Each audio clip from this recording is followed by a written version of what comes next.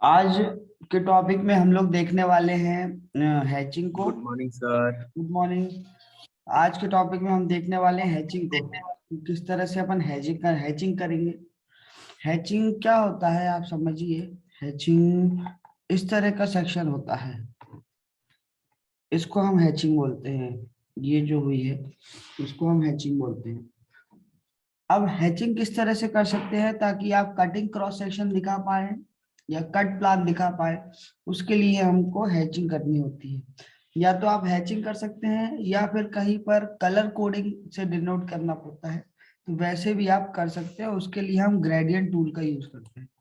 यहाँ पर हमारे पास में पहला टूल होता है हैचिंग, और इसके नीचे अगर आप जाएंगे तो ये होता है ग्रेडियंट। तो ये दो टूल होते हैं जो इम्पोर्टेंट टूल है ड्रॉ टूल बार के अंदर। देखते हैं किस तरह से हमको करना होता है। मैंने यहाँ पर REC एंटर करके एक रेक्टेंगल में ड्रॉ कर लेता हूँ। ये हमने एक रेक्टेंगल ड्रॉ कर लिया है, और इस रेक्टेंगल में मुझे इसके अंदर हैचिंग करनी है। तो हैचिंग के लिए हमारे पास में टूल है, आपको कुछ नहीं करना, बस हैच पर क्लिक करना है। जैसे ही आपने टूल ऑन करेंगे, वो आपसे पूछता है कि पिक इंटरनल पॉइंट। जहां पर आपको हैचिंग करनी है वो इंटरनल पॉइंट आप सेलेक्ट करें। मैंने इसको सेलेक्ट कर लिया और इसका बटन दबा दिया। ये देखिए ये हैचिंग हो गई मेरी।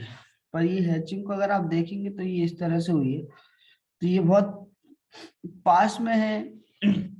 फिर से मैं आपको बताता हूँ हैचिंग करना कैसे है। मैंने REC एंटर किया। REC सर जो भी आपको ज्योमेट्री बनानी है उसको आपने यहाँ पर बना लिया। बनाने के बाद में हैचिंग का शॉर्ट की होता है एच, एच फॉर हैचिंग। तो मैंने एच एंटर करेंगे और पिक इंटरनल पॉइंट दिया आपने, स्कैप बटन दबा दिया। ये इस तरह से आपका हैचिंग हो गया। अब हैचिंग को आपको चेंज करना है, इसमें कुछ चेंजेस लेकर आने हैं आपको। तो उसके लिए अपने पास में टूल होता है हैच एडिट, जिसको हम HE से डिनोट करते हैं, HE। अगर आपके पास में कॉपी है तो आप बिल्कुल लिख लीजिए इसको, HE, hatch edit. HE, hatch edit, उसको हमने एंटर किया। उसके बाद में जैसे ही एंटर किया वो पूछ रहा है आपसे कि सेलेक्ट हैच ऑब्जेक्ट, कि भाई आपने जहां हैच किया है उस ऑब्जेक्ट को सेलेक्ट कर लीजिए। इसको मैंने सेलेक्ट कर लिया। तो जैसे ही मैंने सेलेक्ट किया तो यहाँ पर देखें आप, हमारे पास में यहाँ पर पैटर्न उठ के आया है। पैटर्न का यहाँ पर दिखा हुआ है इमेज। यहाँ पर पैटर्न पे मैंने क्लिक किया तो ये दूसरा पैटर्न आता है। इस तरह से बहुत सारे अपने पास में पैटर्न मिलते हैं। जैसे ये हमारा पैटर्न है, एक पैटर्न और है। इस तरह से हम सेलेक्ट करते हैं, एक पैटर्न ये है। तो अलग अलग टाइप के आपके पास में पैटर्न मिल जाते हैं हैचिंग करने के लिए। ये एक पैटर्न है। अब अगर आप ये हैचिंग चाहते हैं तो आप इस तरह से हैचिंग करके ओके कर सकते हैं। तो ये देखिए ये पैटर्न कुछ इस तरह से मिलता है। वापस मैं हैच एडिट पर क्लिक करता हूँ और मैंने यहाँ पर इसको सेलेक्ट कर लिया। और यहाँ पर आप देखेंगे तो ये स्केल होता है, अभी 1 लिखा हुआ है, स्केल को बढ़ा के मैंने 5 कर दिया और ओके किया। तो ये देखिए इसका साइज बढ़ गया। मैं चाहूँ इसका साइज भी बढ़ाना चाह रहा हूँ तो हैच एडिट करके मैंने इसको सेलेक्ट किया, और यहाँ पर सेलेक्ट करने के बाद इसका साइज भी मैंने 5 कर दिया, स्केल 5 कर दिया। तो इस तरह से इसकी साइजिंग भी हमारे पास में बढ़ गई। वापस से मैं हैच एडिट पर गया, इसको सेलेक्ट किया। सेलेक्ट करने के बाद आप यहाँ देखेंगे ये दिया हुआ कलर, तो बाय कलर भी आप दे सकते हैं। भाई मेरे को ये इसको रेड कलर देना है तो हम यहाँ पर रेड कलर सेलेक्ट करके ओके कर दे, तो यहाँ पर ये हैचिंग जो है कलरफुल आ जाती है। वापस से मैंने हैच पर गया। आप एक चीज ध्यान रखिएगा, जो हैचिंग है ये हमेशा 45 के एंगल में यहाँ पर बन रही है। ये देखिए 45 के एंगल में ही जनरली हैचिंग बनती है। अब और देखिए मेरे को अगर हैच को सेलेक्ट करना है तो मैं यहाँ पर सेलेक्ट नहीं कर सकता, मेरे को इसको सेलेक्ट करना पड़ेगा। इस लाइन को यहाँ पर, इसके ऑब्जेक्ट को सेलेक्ट करना पड़ेगा, तो फिर मैं आ जाऊंगा यहाँ पर। और यहाँ पर देखेंगे तो ये लिखा हुआ है एंगल। तो अगर मैंने यहाँ पर 0 एंगल है तो 45 पर है। अगर मैंने इसको 45 किया तो वो 45 इसका और 45 जो ऑलरेडी होता है उसका मिला के यहाँ पर 90 के एंगल में आ जाएंगे इस तरह से। तो आप इस बात का जरूर ध्यान रखिए। वर्टिकल हो जाएगा सर। जी, तो ये 90 का एंगल आ जाएगा। और अगर सर -45 करेंगे तो वो हॉरिजॉन्टल हो जाएगा। -45 करेंगे तो हॉरिजॉन्टल हो जाएगा। Yes sir. इस तरह से आप हैचिंग चेंज कर सकते हैं। उसके बाद नेक्स्ट टूल आता है हमारे पास में। हैचिंग में बहुत सारे ऑप्शन है। मान लीजिए कि आप अगर सिविल से होते और सिविल में आपको वॉल बनानी है, वॉल, आप सिविल से हैं या आप मैकेनिकल से हैं, मैकेनिकल में है और आपको हैचिंग करनी है और आपको इसको सॉलिड प्रूफ दिखाना है। हैच, इसको सेलेक्ट किया, escape, hatch edit, enter, select object, और यहाँ से आप देखें तो ये सॉलिड भी है कि भाई आपको सॉलिड मटेरियल दिखाना है तो ये सॉलिड मटेरियल होगा। सॉलिड मटेरियल में कोई कलर देना है तो कलर आपने दे दिया, तो इस तरह से ये सॉलिड मटेरियल का कलर बन जाता है। जो आप इसको करके देखेंगे बहुत सारे ऑप्शन इसमें मिलते हैं। वापस हैच एडिट पे जाएंगे आप तो यहाँ पर अलग अलग टाइप के ऑप्शंस मिलते हैं हमारे पास में। देखिए क्रॉस का है, ये क्रॉस में मिलता है इसमें। और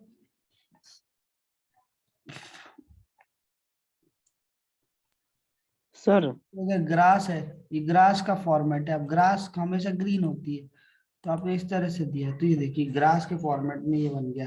पर ये थोड़ा सा दूर दूर है, इसकी डिस्टेंस दूर है, तो यहाँ से आपने सेलेक्ट किया और इसके स्केल को यहाँ से 0.5 दे दिया। तो इस तरह से आपने और डेंसिटी बढ़ा दी उसकी। इस तरह से अपन हैचिंग दे सकते हैं। नेक्स्ट जो फिर आता है आपके पास में, इनको सबको मैं हटा देता हूँ। नेक्स्ट जो हमारे पास में टूल आता है उसका नाम है यहाँ पर ग्रेडियंट, ग्रेडियंट GR। मैंने वापस से एक रेक्टेंगल ड्रॉ किया यहाँ पर। हम चाहे एक और रेक्टेंगल यहाँ पर ड्रॉ कर लेते हैं। और यहाँ पर ग्रेडियंट का शॉर्ट की होता है GR। GR में देखिए नहीं आ रहा है, GR में कौन सा ऑप्शन आ रहा है, ऊपर वाला, तो GRAD, GRA भी आप डाल देंगे तो आ जाएगा। GRA इसकी शॉर्ट की है, तो GRA में आपने ग्रेडियंट आया, आपने एंटर किया, वापस से वही आपसे पूछ रहा है पिक इंटरनल पॉइंट, ये इंटरनल पॉइंट आपने पिक कर लिया। अब उसमें देखिए ये कलर कोडिंग दिखाता है, ये कलर की कॉम्बिनेशन है, बाय डिफॉल्ट कलर है इसमें। यहाँ पर आप देखेंगे तो ये ब्लू कलर है और ये आपका येलो कलर है कॉम्बिनेशन में। तो आपके पास में यहाँ पर बहुत सारे ऑप्शन दिए हुए हैं, तो ब्लू को आप रेड कर दो ऐसा। येलो को भी आपको चेंज करना है तो येलो को आपने ये कर दिया पर्पल। तो इस तरह से कोडिंग होगी। अब आपको लग रहा है कि ये ठीक है पर इसमें मेरे को और पैटर्न भी चाहिए थे, तो यहाँ पर आपके पास में पैटर्न भी मिल जाते हैं। देखिए ये देखिए ये दोनों कॉर्नर कॉर्नर पर रेड कलर आ गया है, या फिर इस तरह से सेंटर में रेड कलर हो जाएगा। इस तरह से आप ग्रेडियंट दे सकते हैं, कलरिंग के लिए यूज होते हैं ये ग्रेडियंट। जनरली अब मैं आपको थोड़ा समझाता हूँ, मैं आपको थोड़ा सा आइडिया मिलेगा आपको भी किस तरह से ये ग्रेडियंट हमारे काम आएंगे।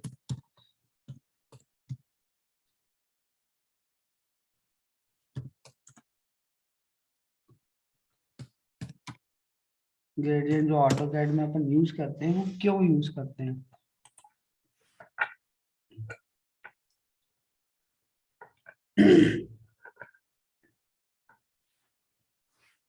ये देखिए यहाँ पर अगर आपने इस तरह की प्लानिंग बनाई है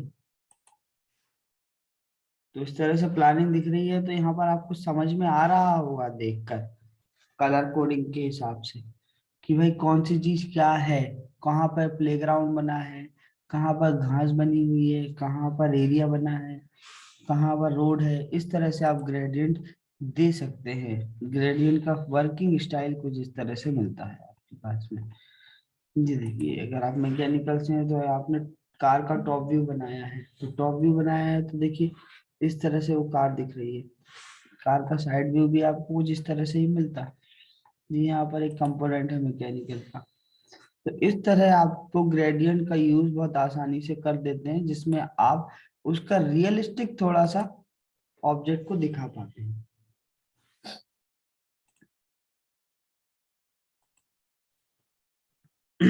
यहाँ तक कंप्लीट करने के बाद,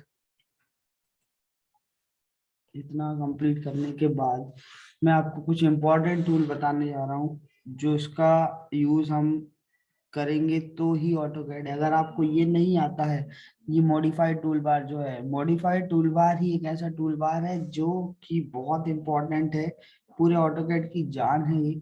अगर आपको ये मॉडिफाइड टूल बार की किसी भी टूल में कोई प्रॉब्लम हो तो बिल्कुल आप एक बार दो बार प्रैक्टिस करके देख ले, कोई डाउट हो तो आप पूछ सकते हैं, कमेंट्स में डाल सकते हैं। पहला टूल आप इसमें देखेंगे तो इसका नाम है move tool. Move tool copy का यूज बिल्कुल बराबर आप करते रहे, अगर आप देख रहे हैं तो। मूव टूल का काम क्या होता है? मूव टूल का काम होता है कि ऑब्जेक्ट को एक जगह से दूसरी जगह पर शिफ्ट करना। जिस भी किसी पार्ट को आपने बनाया है, कोई ड्राइंग आपने बनाई है, उसको यहाँ से वहां शिफ्ट करना है तो आप मूव टूल का यूज करेंगे। मान लीजिए मैंने एक लाइन यहाँ पर बनाई, ये लाइन यहाँ पर बना दी मैंने, और इसी से मैंने एक रेक्टेंगल बना दिया, ये एक रेक्टेंगल मैंने बना दिया यहाँ पर। ये अभी मैं क्या चाहता हूँ, ये जो रेक्टेंगल है ना, उसका ये वाला पॉइंट यहाँ पर आकर मिल जाता तो मेरी ड्राइंग बढ़िया हो जाती, ये मैं चाहता हूँ। तो अब मैं इस रेक्टेंगल को यहाँ पर मूव कराना चाहता हूँ। उसके लिए इस तरह से अगर हम ऑब्जेक्ट को चाहते हैं तो हम मूव टूल का यूज करेंगे।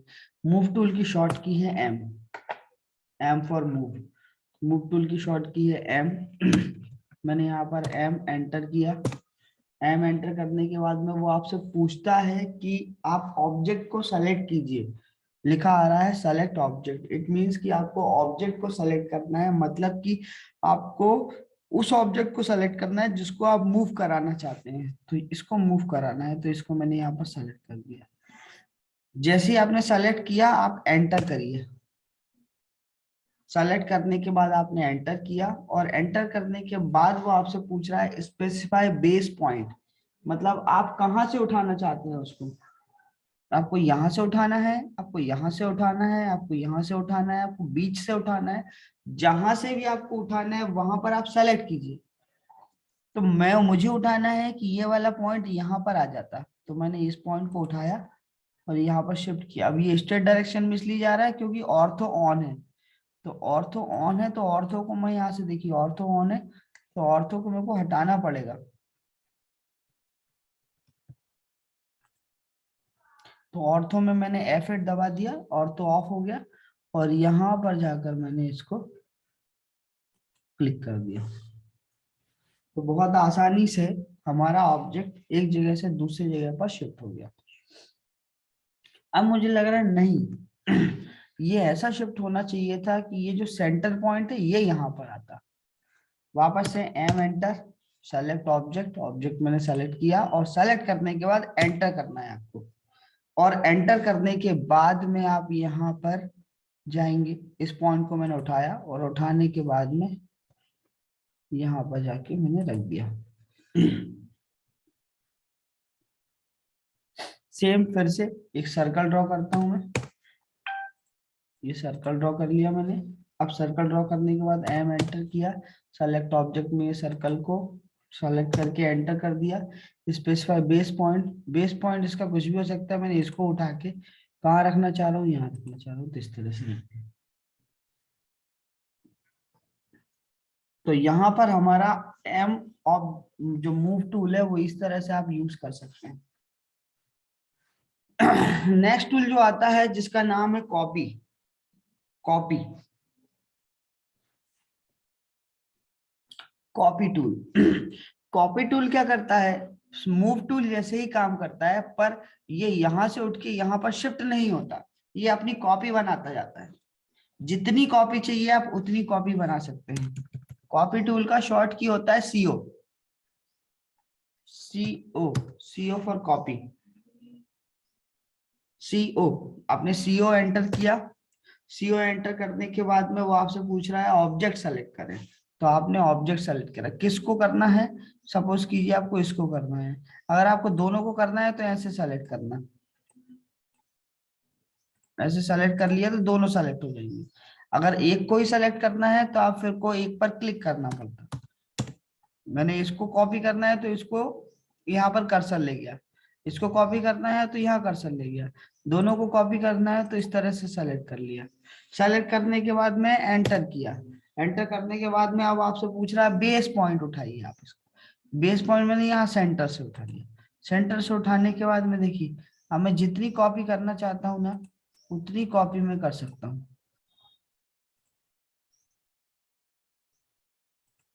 और भी कॉपी यहाँ पर करनी है तो मैं यहाँ पर भी इस डायरेक्शन में कर सकता हूँ। मेरे को दूसरी डायरेक्शन में कॉपी करना है, मैं दूसरी डायरेक्शन में कॉपी कर सकता हूँ। जहां जहां कॉपी करना है आप बस माउस लेके जाइए और क्लिक करते जाइए। अगर आपको लग रहा है कि अब नहीं करना है तो इसके आप बटन दबा दीजिए। तो इस तरह से आप मूव कॉपी टूल से n number of copies create कर सकते हैं। फिर से मैं आपको बताता हूँ।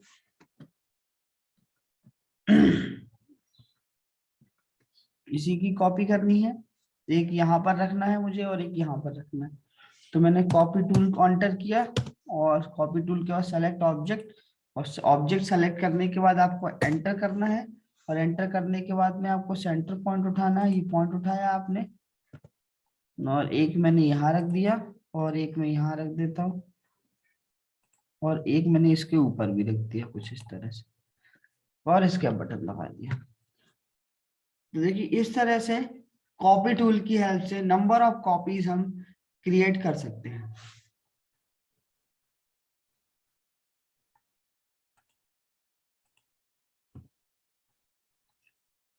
फिर नेक्स्ट टूल जो हमारे पास में है वो है rotate tool.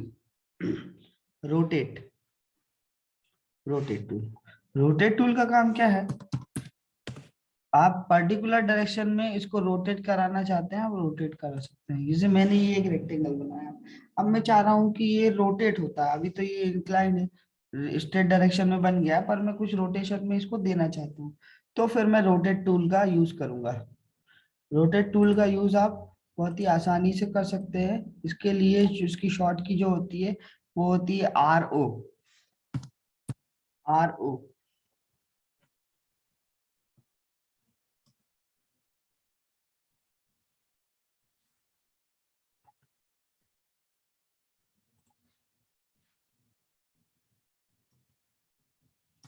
RO RO for rotate. Rotate tool में RO एंटर किया आपने। RO एंटर करने के बाद में सेलेक्ट ऑब्जेक्ट, तो वही ऑब्जेक्ट तो सेलेक्ट करना ही है आपको। और जब ऑब्जेक्ट आप सेलेक्ट कर लेते हैं तो आप एक बार एंटर जरूर करते हैं। उसके बाद फिर से ये पूछ रहा है बेस पॉइंट कि भाई आपको किस पॉइंट से इसको रोटेशन देना है। यहाँ बीच से आपको रोटेशन देना है क्या, यहाँ से रोटेशन देना है आपको, जिस किसी भी एंगल से आपको रोटेशन देना है वो पॉइंट आपको सेलेक्ट करना पड़ता है। सेंटर से ही दे देते हैं। अब सेंटर से देखिए कैसा रोटेशन देना है आपको। मान लीजिए मैंने इसको प्लस में 30 दे दिया, 30 एंगल 30, तो ये देखिए एंटी क्लॉकवाइज रोटेशन में रोटेट हो गया। मैं अब चाहता हूं कि ये क्लॉकवाइज डायरेक्शन में रोटेट होता, तो क्लॉकवाइज डायरेक्शन में रोटेट होने के लिए आपको एंगल में की वैल्यू माइनस में देनी होगी। RO enter, select object, object की सेलेक्ट हो गया, एंटर, और यहाँ पर आपने वैल्यू यहाँ पर दी माइनस में, -45। तो ये फिर क्लॉकवाइज डायरेक्शन में रोटेट होगा।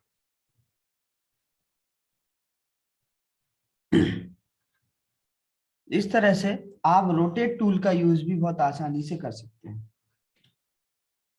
उसके बाद में एक नेक्स्ट टूल हमारे पास में आता है जिसका नाम है मिरर। Mirror tool. अब देखिए मिरर टूल में यहाँ पर आपके पास में एक ऑब्जेक्ट भी दिया हुआ है, बना हुआ है, कि आप उसी की कॉपी कर सकते हैं और वो भी मिरर इफेक्ट के साथ में। कॉपी करना अलग पार्ट होता है और मिरर इफेक्ट के साथ कॉपी करना अलग बात होती है। मान लीजिए मैंने एक प्रोफाइल को जिस तरह से बनाई होती,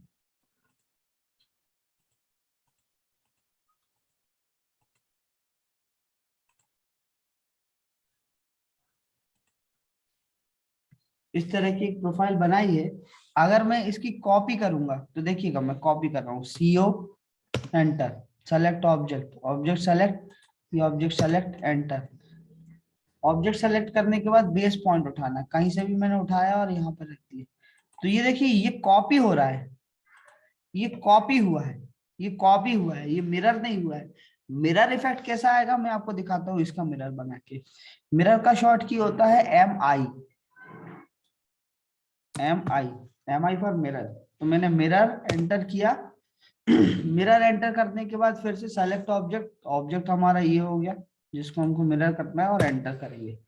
उसके बाद में आपको देनी होती है एक मिरर लाइन, कि किस लाइन के अबाउट इसको मिरर करना है। मैंने यहाँ से बीच में ये लाइन दी, तो देखिए ये हो रहा है मिरर, ये कॉपी नहीं हो रहा, मिरर। पहले पहला पॉइंट दिया और दूसरा पॉइंट भी यहाँ पर देना है, इस तरह से दोनों पॉइंट आपने दे दिए। उसके बाद में ये देखिए नीचे पूछता है कि भाई आपको जो सोर्स ऑब्जेक्ट है, मतलब ये वाला ऑब्जेक्ट है, ये आपको डिलीट करना है या नहीं करना। अगर आप चाहते हैं कि ये हट जाए और वापस यहाँ पे मिरर वाला ही बन जाए, तो आप यस कर दें। और आप चाहते हैं कि ये वाला भी बना रहे और दूसरा जो हम बना रहे हैं मिरर वो भी बना रहे, तो आप यहाँ पर एन नो पर क्लिक कर दें। आप यस पे क्लिक करेंगे तो यहां से ये वाला हट जाएगा, सिर्फ ये वाला बचेगा। तो जो सोर्स वाला होगा वो हट जाएगा। तो ये कॉपी हुआ है और ये यहाँ पे मिरर हुआ है। तो देखिए मिरर में ये मिरर इफेक्ट के साथ में बताता है, ये मिरर इफेक्ट को उसने यहाँ पर दिखाया है आपको। तो इस तरह से एक टूल हमारा ये हो गया है मूव, दूसरा टूल कॉपी, तीसरा टूल रोटेट, और चौथा टूल हमारे पास में मिरर हो चुका है। फिर मैं आपको एक और टूल बताता हूं जिसका नाम है scale, scale tool. Scale tool से आप स्केलिंग कर सकते हैं। स्केलिंग मतलब है कि आप चाहते हैं कि देखिए ये मेरा ऑब्जेक्ट है, ये अभी किसी भी साइज का होगा, अब मैं इसको हूबहू 2 गुना बढ़ाना चाहता हूँ, इसके स्केल को मैं 2 टाइम्स करना चाहता हूँ। तो उसके लिए हम स्केल टूल का यूज करते हैं। मैंने स्केल टूल ऑन किया। स्केल टूल ऑन करने के बाद में वो आपसे पूछ रहा है सेलेक्ट ऑब्जेक्ट, आपने ऑब्जेक्ट सेलेक्ट करना है और एंटर करना है। देखिए पांचों टूल में मैंने आपको बताया है, तो टूल ऑन करने के बाद में वो आपसे सेलेक्ट ऑब्जेक्ट पूछता है, और सेलेक्ट ऑब्जेक्ट करने के बाद में आपको एंटर करना होता है पांचों में से ही। फिर वो आपसे बेस पॉइंट पूछता है पांचों में, तो मैंने बेस पॉइंट कुछ भी दे दिया, मान लीजिए इस कोने से दे दिया बेस पॉइंट। तो इस तरह से वो बढ़ेगा। अब फैक्टर आपसे पूछ रहा है कि भाई स्केल का फैक्टर क्या रखेंगे। स्केल का फैक्टर अगर आपने 2 दिया, स्केल का फैक्टर अगर आपने 2 दिया तो स्केल 2 गुना हो जाएगा। 2 दिया और एंटर किया तो ये देखिए 2 गुना बढ़ गया आपका ऑब्जेक्ट। अगर आप चाहते कि नहीं ये आधा ही रहता, मैं चाहता हूं कि ये आधा हो जाए, तो स्केल टूल ऑन किया हमने, सेलेक्ट ऑब्जेक्ट किया, एंटर किया, और यहाँ से पॉइंट बेस पॉइंट और मैंने 0.5 दे दिया इसको। तो ये देखिए इससे हूबहू आधा हो गया है, हर वैल्यू हर लाइन आधी आधी हो गई है। हर एक लाइन का जो वैल्यू था वो आधा आधा हो गया है। तो इसका मतलब है कि स्केल 0.5 का हो गया है। 4 गुना करना है तो स्केल 4, 4 गुना आधा करना है तो 0.4। तो इस तरह से आप वैल्यू को पॉइंट में या फिर स्केलिंग में करके आप इस ऑब्जेक्ट को बड़ा या छोटा कर सकते हैं, उसको स्केल कर सकते हैं।